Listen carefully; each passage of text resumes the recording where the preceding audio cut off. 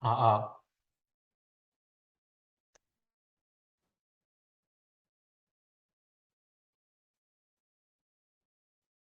아, 네, 강의 시작하도록 하겠습니다. 네, 그래서 오늘, 제가 온라인으로, 네, 영상을 올리도록 하겠고, 오늘은, 지난번에 배운 KNN이랑, 네, KNN이랑 SVM 실습하는 시간 가지도록 하겠습니다. 그래서, 네, 들어가 보자면은, 우선 첫 번째로 배웠던 KNN, 우리가, 가장 내가 있던 데이터랑 가장 비슷한 데이터들을 찾고 걔네들을 가지고 분류하는 알고리즘을 R을 활용해서 구현하는 방법을 해보도록 하겠습니다. 그래서 넘어가면은 우리가 지금 론 200이라는 데이터를 가지고 우리가 이 아웃컴을 예측하는 문제를 한번 해보도록 할 겁니다. 네, 그랬을 때 우리가 코드를 보자면은 우리가 론 200 이라는 데이터를 가지고 KNN 데이터로 우리가 이렇게 학습을 진행을 합니다. 그래서 새로운 이 뉴런이라는 데이터란 데이터에 대해서 여기서 어떠한 결과가 나오는지를 한번 해보도록 할게요. 그래서 데이터를 한번 처음부터 다시 보자면은 일단 위에 있는 이 라이브러리들을 각자 이렇게 각각 불러온 다음에 그다음에 먼저 여러분들이 경로를 세팅을 하고 그다음에 론 200이라는 데이터를 갖고 옵니다. 그래서 이 데이터를 가지고 우리는 네, 예측을 할 거고 그다음에 우리는 이 뉴론이라는 이 데이터를 가지고 예측을 해볼 겁니다. 그래서 이 론 200에서 우리는 이 컬럼에서 첫 번째 컬럼, 첫 번째 컬럼을 우리는 Y로 쓰고 Y를 여기다가 넣어준 다음에 그 다음에 두 번째 이 두 개, 세 개를 가지고 예측을 하는 겁니다. 그래서 이 KNN에서는 우리가 지난번에 뭐 Y는 뭐 이 물결표 해가지고 적은 그런 형태가 아니라 우리가 지금 Y를 예측해야 하는 변수를 여기다가 CL에다가 집어넣고 그다음 가장 먼저 트레인에다가 우리가 지금 학습 데이터로 활용할 데이터에서 어떠한 부분을 넣을지 어떠한 부분을 근거로 가장 가까운 데이터를 구할지를 이렇게 넣은 다음에 그다음에 새로운 데이터를 어떻게 넣을지를 테스트에다 넣어주고 K를 몇 개 넣을지를 넣어주면은 우리가 바로 이 뉴론이라고 하는 뭐 지금 여기서는 트레인과 테스트가 동일하긴 하지만 우리가 새롭게 만든다면은 어떤 테스트 샘플에 대해서 우리가 각각의 이러한 예측이 나오게 됩니다. 그래서 우리가 이 페이드오프가 될 확률이 뭐 어느 정도 있는지 이런 것들을 예측하는 문제라고 방법이라고 네, 보면 될 것 같아요. 그래서 이거를 기반으로 우리가 예측을 해가지고 모델을 비교하면 될 것 같고, 그 다음에 우리가 또 조금 두 번째 데이터에 대해서 한번 해보겠습니다. 여기는 이 WISC, 뭐 브레스트 캔서 데이터라는 것을 활용해서 진행을 해볼 텐데, 얘는 굉장히 유명한 데이터로서 유방암 데이터입니다. 유방암 데이터로서 우리가 이 종양의 어떤 위치라든지 이런 것들을 기반으로 해가지고 우리가 얘가 지금 악성인지 아니면은 양성인지 음성인지 이거를 예측하는 문제라고 볼 수가 있습니다. 그래서 이 데이터에서 우리는 이 뭐 이렇게 이러한 정보들을 가지고 뭐 radius mean, area mean, smoothness mean 이런 정보를 가지고 예측을 할 건데요. 그랬을 때 우리는 먼저 처음에 아까 위에서는 제가 그냥 코드만 보여주기 위해서 안 했지만 보통은 이러한 형태로 우리가 데이터를 노멀리제이션을 진행을 해줘야 됩니다. 왜냐하면은 지난번에 수업 시간에 이야기를 했듯이 이 데이터의 스케일에 따라서 KNN은 굉장히 영향을 많이 받는 그런 거기 때문에 그래서 normalize라고 하는 이러한 함수를 네, 활용을 해가지고 이거는 제가 만든 함수인데 normalize라고 해서 x 데이터가 들어왔을 때 걔네의 최소값을 빼고 최대 빼기 최소로 나누는 이것을 진행을 해준 다음에 우리가 이 normalize라는 함수를 WBCD 데이터에 WBCD를 한번 보면은 여기서 지금 첫 번째가 아마 여기일 거예요. 여기가 우리가 지금 아이디를 제외하고 나머지 값들에 대해서 이 이름 첫 번째 이 id 이 부분 필요 없으니까 얘네를 제외한 나머지를 노멀리제이션 한 거를 우리가 WBCDN 이라고 해서 값을 바꾼 얘를 만든 다음에 그 다음에 보면은 우리가 WBCDN에서 이 area bin이라는 부분이 우리가 바뀐 것을 볼 수 있습니다. 최소값이 0이고 최대값이 1인 이런 부분으로 바뀐 걸 알 수 있죠. 그래서 제대로 정규화가 되었다고 볼 수 있습니다. 그래서 그 다음에 이제 우리가 이런 식으로 정규화를 시킨 다음에 이 WBCD, Breast Cancer 데이터를 가지고 우리가 트레인 데이터와 테스트 데이터로 나눈 다음에 그 다음에 걔네들의 라벨도 우리가 데이터를 만들어줍니다. 그래서 WBCD의 이 부분이 우리가 트레인이 되고 여기서 첫 번째 행이 우리가 라벨이 되고 여기서는 또 테스트는 470번째 데이터 중에서 569번째 데이터까지가 테스트 데이터고 거기에 해당하는 Y가 이 트레인 라벨스로 들어갑니다. 그래서 트레인 라벨스는 각각에 대해서 우리가 이렇게 봐주는 부분이라고 보면 될 것 같고요. 그 다음에 네, WBCD 트레인 같은 경우는 뭐 이런 식으로 생긴 네, 이렇게 정규화된 데이터다. 이렇게 봐주면 되겠습니다. 그래서 잠시만요. 지금 WBCD 데이터를 한번 봤을 때 네, 여기서 첫 번째인데 지금 라벨스가 얘가 되어야 되기 때문에 죄송합니다. 얘를 2로 바꿔줘야겠네요. 얘를 이렇게 바꿔주면은 네, 이렇게 하면은 우리가 이 값에 대해서 우리가 라벨을 우리가 B인지 M인지 이게 악성이냐 뭐 음성이냐 양성이냐 이런 거 구분하는 건데 B냐 M이냐 이거를 구분하는 것을 이렇게 만들어 준 다음에 그 다음에 얘네들을 가지고 예측을 하면 됩니다. 예측을 할 때는 KNN 모델을 불러오고 학습에다가 사실 여기 학습이란 과정이 거의 없기 때문에 우리가 어떤 데이터를 가지고 레퍼런스로 사용해서 비교를 해서 나의 가장 가까운 nearest neighbor를 찾는지 그리고 테스트에 대해서 어떻게 어떤 데이터를 새롭게 적용을 할지 그리고 클래시파이어는 뭘 넣을지 K는 몇 개를 사용할지를 해서 K는 21개로 한번 모델을 만들어 보겠습니다. 이렇게 모델을 만든 다음에 그 다음에 이런 형태로 예측을 해보면은 이 예측 값이 나오잖아요. 각각의 값에 대해서 우리가 이거는 각각의 값에 대해서 예측 값은 이렇게 나오고 걔네들이 서로서로 어떠한 값들에 대해서 가까운지를 표현해 주는 게 이쪽 내용이라고 볼 수 있는데 중요한 거는 이 테스트에서 가장 먼저 나오는 이 B인지 M인지 이 부분이 가장 중요하다고 볼 수 있고 이 부분이랑 우리가 실제 라벨이랑 같은 게 얼마나 있는지를 평균적으로 계산해 보면은 98%의 성능이 나온다라고 볼 수가 있습니다. 그래서 또 이거를 이렇게 크로스 테이블이라고 하는 형태로 테이블 형태로 만들어 가지고 우리가 정말로 악성을 이 B가 양성이가 있는데 B로 예측한 경우가 얼마나 있는지 61개가 있고 B를 실제로는 B인데 이거를 M으로 예측한 경우가 0번 실제로 M인데 B로 예측한 경우가 2번 둘 다 M인 경우가 M이라서 제대로 예측한 경우가 37번 있어서 이 모든 거의 확률을 따져보면은 애큐러시가 한 98% 정도 네, 나오게 됩니다.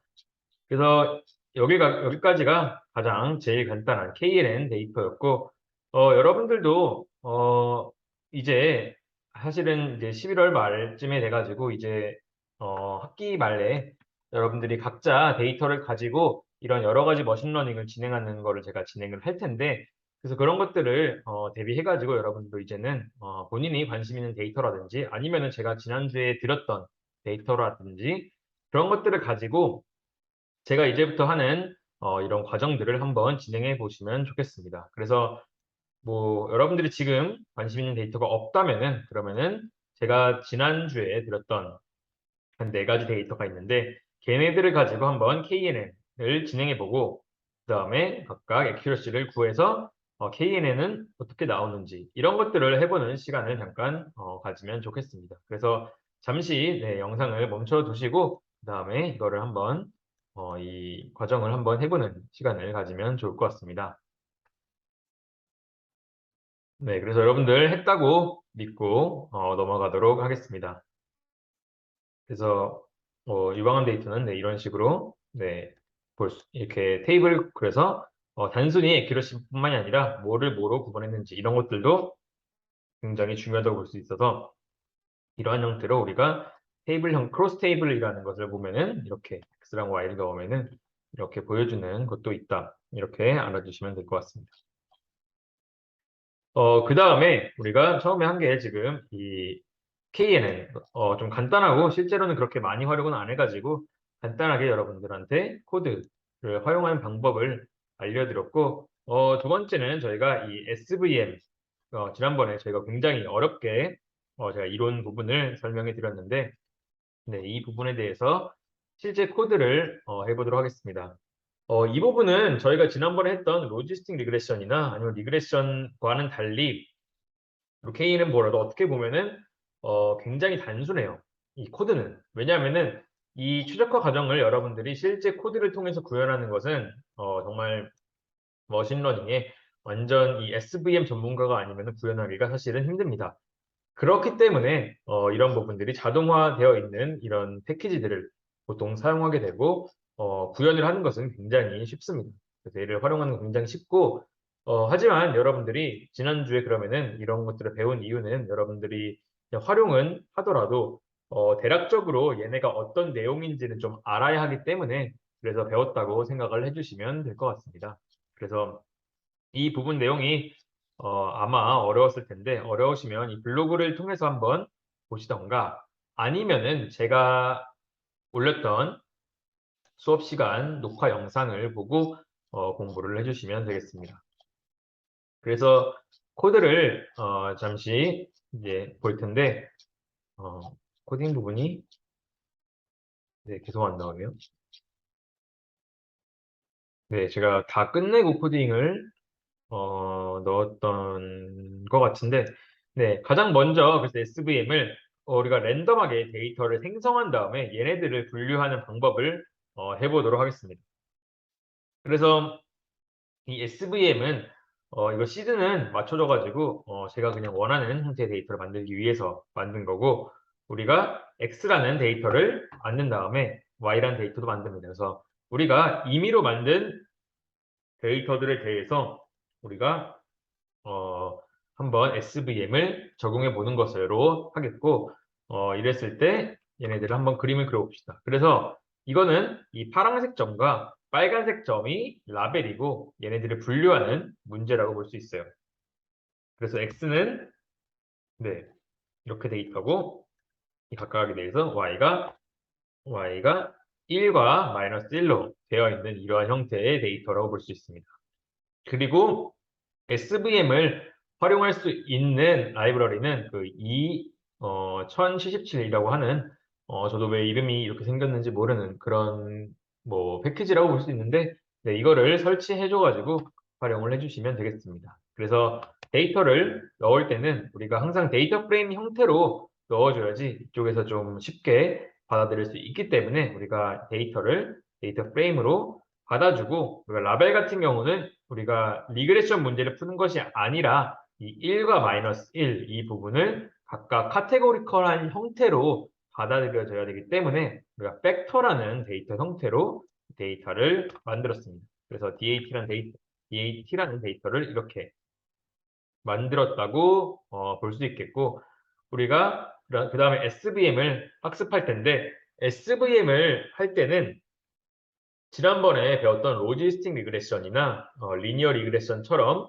문법이 비슷합니다. 우리가 이 물결표를 기준으로 왼쪽에 우리가 관심 있는 y 변수가 들어가고 오른쪽에 나머지 변수가 들어가는데 모든 변수를 활용할 때는 이렇게 점 하나 적어주면은 우리가 이 데이터에서 x1과 x2 이 y를 제외한 나머지를 이러한 형태로 적을 수가 있습니다. 그리고 이때 데이터는 어떤 데이터를 쓸지를 넣고 커널을 넣어야 되는데 제가 지난번에 얘기했듯이 SVM은 가우시안 커널을 활용한 SVM이 가장 기본이고 모두가 그걸 쓰고 있습니다.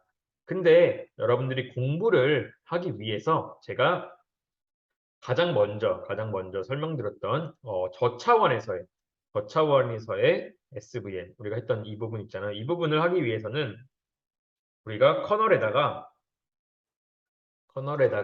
이렇게 리니어라고 적어주면은 우리가 직선으로 되어 있는 그런 형태를 구할 수가 있습니다. 근데 또 알아야 되는 게 그러면은 지금 여기 아래에 오른쪽 아래에 보이는 이렇게 빨간색과 파란색이 어느 정도 겹쳐 있는 데이터 같은 경우는 우리가 그 CSVM이 아닌 SVM을 그대로 활용하면은 못하는 문제가 생기겠죠.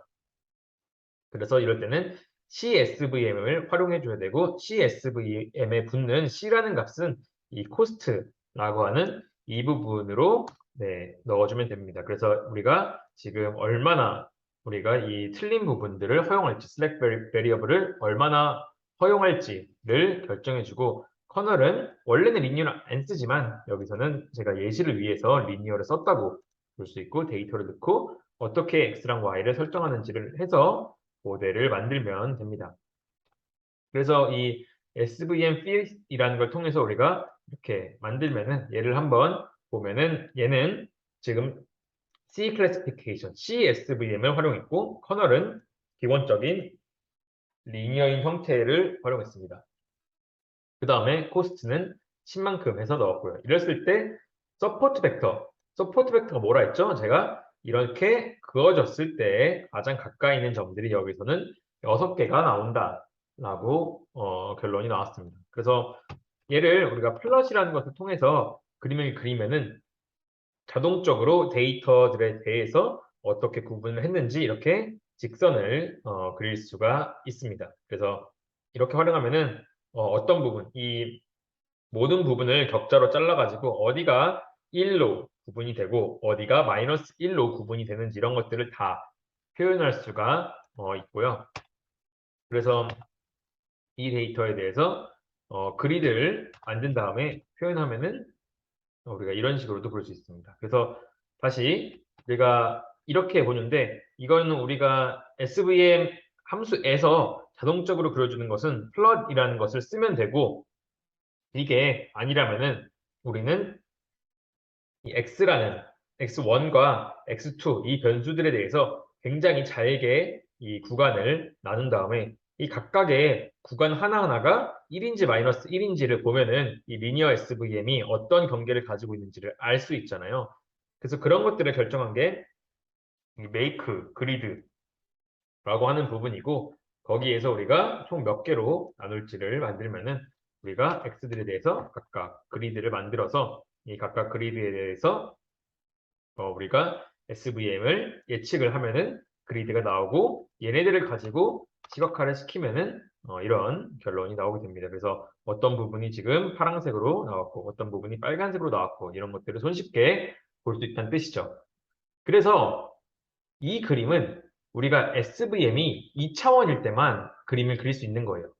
이거를 제가 하는 이유는 사실 SVM을 2차원에서 쓸 일은 거의 없지만 그래도 여러분들이 문제를 이해하기 좋게 하기 위해서 이걸 제가 그려본 거고 여기서 우리가 실제로 데이터 X랑 Y 데이터를 한번 제가 이렇게 그려봤고 그 다음에 우리가 여기서 SVM 핏의 인덱스에 대해서 이런 형태로 그리면은 우리가 이 네모가 이 서포트 벡터에 대해서 네모가 됩니다. 이게 SVM fit이라는 곳에서 인덱스라는 부분은 뭐냐면은 이 우리가 지금 학습한 SVM 데이터에서 첫 번째, 네 번째, 열 번째, 열네 번째, 16번째, 20번째 이 데이터들이 바로 서포트 벡터로 활용됐다라는 거예요. 그래서 우리가 서포트 벡터는 가장 가까운 점이나 아니면은 슬랙 베리어블이 있을 때 슬랙 베리어블에 의해서 있는 그런 점들을 서포트 벡터라고 이야기를 하잖아요. 그리고 서포트 벡터일 때는 여기에서 우리가 구할 때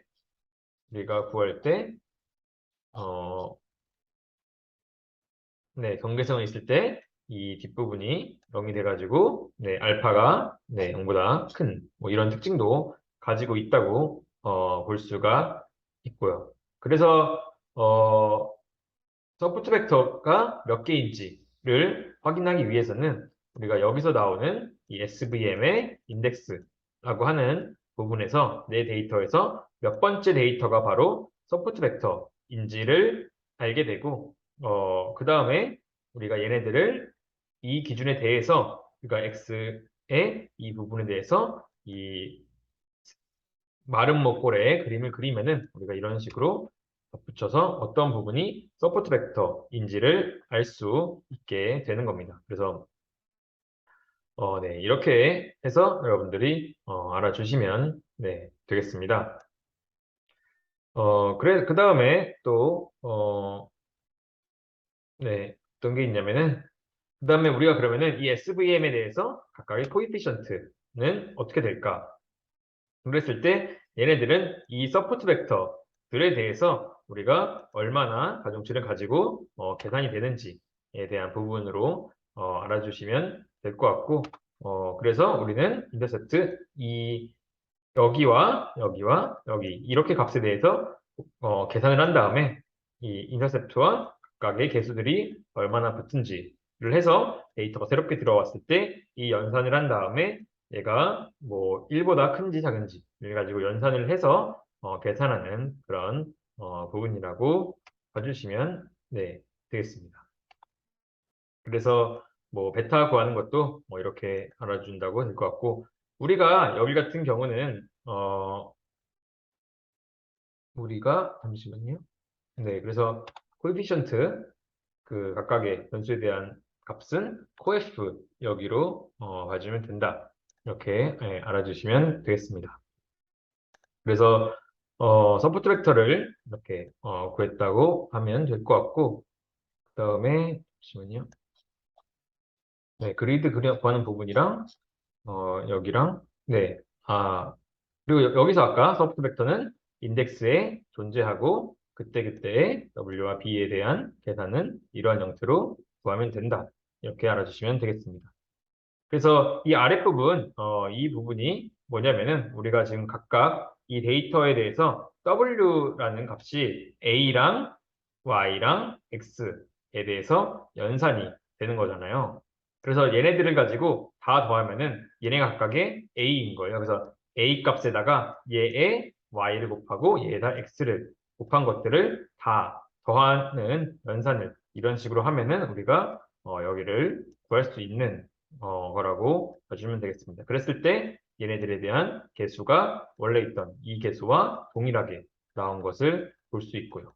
그래서 그리고 로우 이 부분은 바로 이 B라는 값을 여기 로라고 표현했다고 봐주시면 되겠습니다. 그래서 이 코에피션트 이게 둘 다 코이프로 붙어서 조금 헷갈리긴 하는데 여기에서 구한 이 코에피션트는 이 각각 처음에 조금 헷갈렸는데 서포트 벡터에 대한 각각의 알파 값이 이거라고 했고 알파 값이 0이 아니면은 서포트 벡터라고 했죠. 그래서 알파 값이라고 보면 될 것 같고 얘네를 구하면은 알파를 구하면은 y 알고 x 하니까 w를 구할 수 있는데 그거 연산하면은 이 값이 나오고 이 값은 바로 이렇게 coef, svm, fit에서 나오는 부분과 동일하다고 볼 수가 있습니다. 네. 그래서 아마 이 부분도 조금 어려울 것 같은데 알파라는 거는 우리가 이 어려운 부분에서는 우리가 라그랑지안을 하면서 나왔던 그런 개수인데 이 알파에 따라서 이 부분이 각각의 부분이 서포트 벡터인지 아닌지를 알 수 있고 이 알파를 알면은 개수를 알 수 있기 때문에 연산이 이렇게 딱 맞아 떨어진다라는 것을 보여주기 위해서 이렇게 넣었습니다. 그래서 이 부분이 바로 서포트 벡터라고 볼 수 있고 그 다음에 조금 더 그림을 다시 그려보자면은 네, 여기 서포트 벡터를 그렸고 그 다음에 이 서포트 벡터를 기준으로 그림을 이렇게 가장 가운데 이 부분 우리가 이 베타라는 값이 지금 이 값이잖아요. 이 값에 대해서 각각 계산해가지고 이 선을 법선 벡터를 활용해서 이 선을 그으면은 이 선을 경계로 넣으면은 파란색, 왼쪽이면 빨간색이고 각각에 대한 AB 라인은 이렇게 한번 그려줄 수가 있습니다. 그래서 이 데이터에서는 마진이 이만큼이 마진이 되는 거라고 생각을 해주시면 되겠습니다. 그래서 여기서 베타에서 마이너스 1 되는 부분과 플러스 1 되는 부분이 이 부분과 이 부분. 왜냐하면 여기는 딱 1과 마이너스 1에 겹치는 부분이기 때문에 이런 식으로 서포트 벡터를 그려줄 수가 있는 거예요. 얘네 둘은 왜 서포트 벡터냐면은 우리가 CSVM 얘랑 지금 이런 애들은 틀렸는데도 불구하고 왜 서포트 벡터냐면은 이 CSVM에서 슬랙 베리어블로 허용해준 걔네들도 서포트 벡터 형태로 작용하기 때문에 이 부분들도 서포트 벡터로 들어가 있는 형태다라고 봐주면 되겠습니다. 그래서 이걸 해서 마진을 확인하는데 사실은 이 그림은 여러분들이 실제로 제가 나중에 과제를 주더라도 나중에 실제 프로젝트를 하라고 해도 이 부분은 사실은 그렇게 많이 쓰이진 않을 거예요. 왜냐하면은 이 SVM을 2차원의 리니어로 할 경우는 사실상 없습니다. 이거는 사실 여러분들이 활용하지 않을 거예요. 그래서 이 코딩을 막 잘 아는 거는 그렇게까지 크게 의미가 없을 수는 있는데 그럼 얘를 왜 했냐면은 SVM이 이러한 형태로 돌아가는구나 라는 거를 굉장히 간단한 토익 젬플로 여러분들이 확인해 보라고 제가 제시한 거라고 생각을 해주시면 되겠습니다. 그러면은 여러분들은 뭘 할 거냐? 실제로 그럼 SVM은 이렇게 안 쓰면 어떻게 쓰냐? 라고 하면은 이걸 한번 쓰는 방법을 알려드릴게요.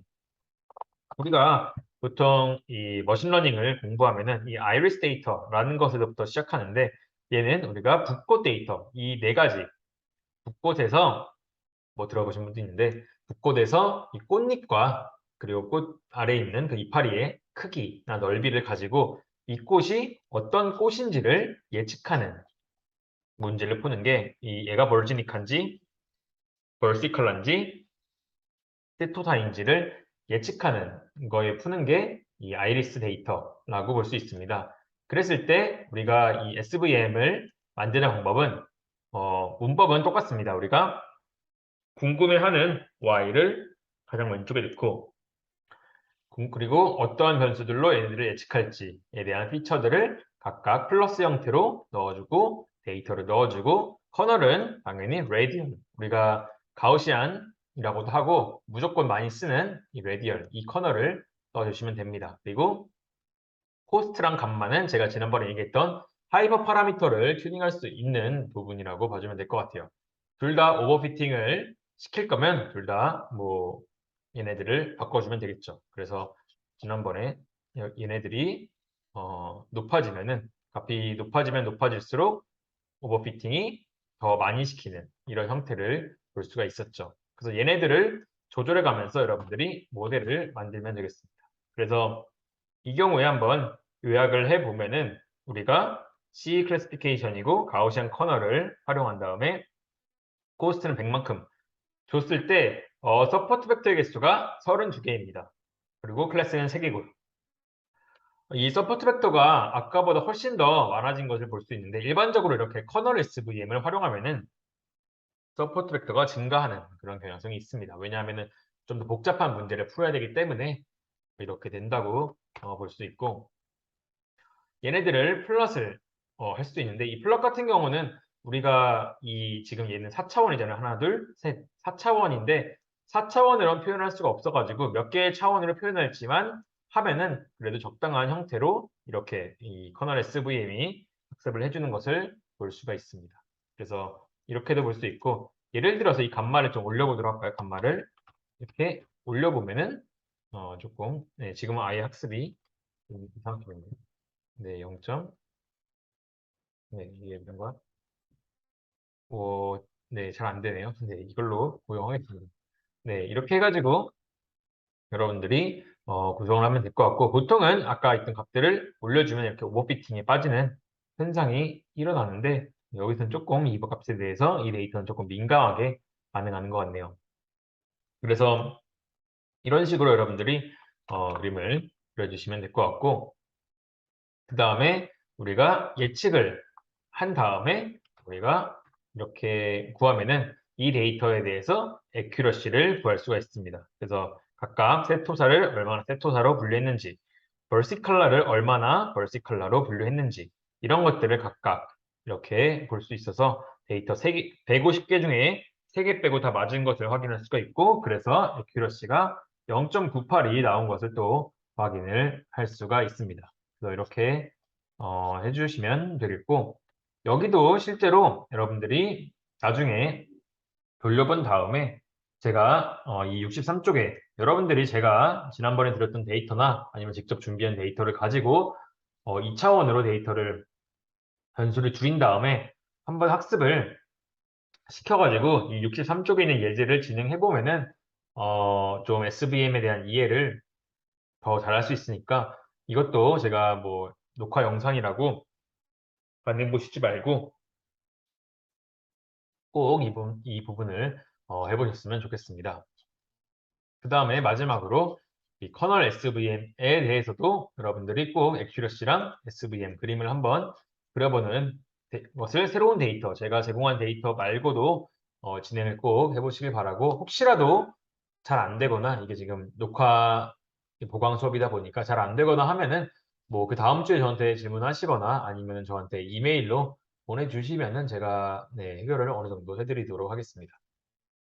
그 다음에 마지막으로 이게 또 중요한데 우리가 SVM을 할 때 아까 제가 좀 얘를 바꿔보니까 잘 안 됐잖아요. 그래서 코스트랑 감마 중에 어떤 값을 쓰면 좋을지를 구해주는 게 tune.svm이라는 게 있어요. 그래서 여기도 우리가 모델을 만들고 데이터도 넣고 하는데 감마랑 코스트를 어떤 특정한 값이 아니라 얘네들을 어떤 범위 안에다가 넣어준 다음에 튠드를 보면은 지금 그때그때 우리가 감마랑 코스트를 설정할 때마다 에러가 몇 프로가 나왔는지 이렇게 나올 수 있습니다. 그래서 이때는 이런 식으로 나왔을 때 베스트 퍼포먼스가 에러가 이만큼 있을 때가 가장 좋다고 볼 수 있고 코스트가 100이고 감마가 0.01일 때가 지금 10번 크로스 밸리데이션 저희 지난번에 배웠죠.